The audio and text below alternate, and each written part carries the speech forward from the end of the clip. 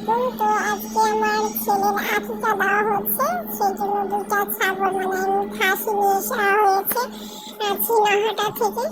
তো এটা জবাই করেছেন আমার মামা, আমার নানা আর একজন হুজুর ছিল যিনি জবাই করেছেন। আর বাদ বাকি প্রশাসনটা আমার নানার মামাই করেছে। আমার বোন সব থেকে বেশি কষ্ট করে কেটেছে আমার নানা আর আমার ছোট বোন। তো যেমন নানা কাটছে খাসিটা দেখতে পাচ্ছেন, পাশে একটু দেখাতে হয় সে যদি তার বাবা দেখাচ্ছে আর কি সে কত কাজ করে।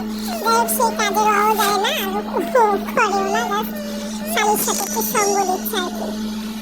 তো সব কাটা ভাগ করা সব কিছু এভরিথিং ওই করে করতেছে, আর সাথে দুলা ভাইকে সঙ্গ দিচ্ছে আর কি। এটা আমার নানা কাটাকুটি করতেছে, আমার বোন কলিজা হচ্ছে এগুলো সব কাটাকুটি করছিল। আর বইটা আবার আম্মা পরিষ্কার করে ফেলেছে। পাশে আমার বোনের বলে বসে আছে আর ওর পাশে আমার ছেলে। তো বাসাতে আমাদের খাসি জবাই আকিকা দেওয়া হচ্ছে আমার ছেলের নামে। তো সবাই দোয়া করবেন যাতে আমার ছেলে মাশাআল্লাহ ছেলে দুটো যেন সুস্থ থাকে, শরীর স্বাস্থ্য যেন ভালো থাকে, কোনো অসুখ বিসুখ যেন না হয়। আল্লাহর নামে আমার ছেলের নামে আর কি, আল্লাহর নাম নিয়ে আমার ছেলের নামে আকিকা দেওয়া হয়ে গেল আজকে। তো সবার কাছে আসা সবাই আমার ছেলের জন্য দোয়া করবেন। আর এই একটা মাংসগুলো এখন 3 ভাগে ভাগ করে সবাইকে দিয়ে দেওয়া হবে। এখন ভাগ শুরু হবে আর কি, কাটাকুটি অলমোস্ট শেষের পথে। যখন মেপে নেওয়া হচ্ছে, ওজন করে করে মেপে নেওয়া 3 ভাগ করা হবে। একজন আত্মীয় স্বজন, একজন বাসা, আর একজন হচ্ছে ফকির মিসকিন থেকে 10 জন। তো এখন মাপা হচ্ছে, এক ভাগে ভেবে 7.5 কেজি করে হয়েছে। 7 7 14 3 7 21 22 কেজির মতো কি মাথার মাংস বাদ দিয়ে এখন ভাগ করানো হচ্ছে। কেজিতে মাপ দেওয়া হচ্ছে, মাপামাপি চলতেছে পুরোটা।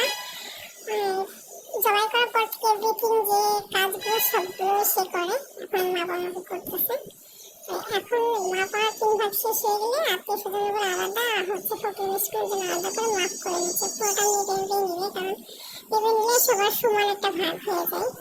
আকিকার মাংস আর কোরবানির মাংস সেম ওয়েতেই ভাগাভাগি করতে হয়। আলহামদুলিল্লাহ আমাদের